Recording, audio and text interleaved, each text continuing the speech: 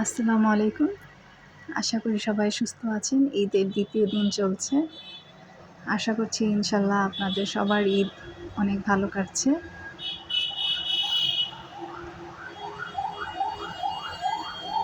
ঈদ আমাদের সবার জন্যই অনেক আনন্দের। আমরা সবাই যেন সবার হক পূরণ করি। অনেকেই আছেন যারা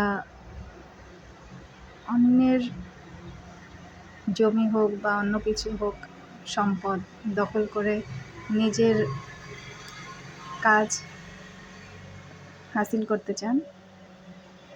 অবশ্যই বাংলাদেশের আইন আছে, যারা এরকম চিন্তাভাবনা করে আছেন তারা অবশ্যই তাদের চিন্তাভাবনা থেকে দূরে সরে আসবেন।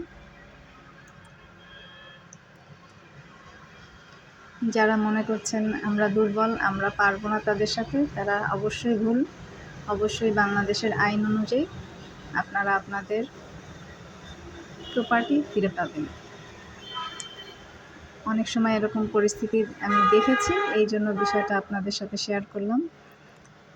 আশা করি সবার আজকের দিনটা ভালো কাটবে ইনশাল্লাহ। ধন্যবাদ।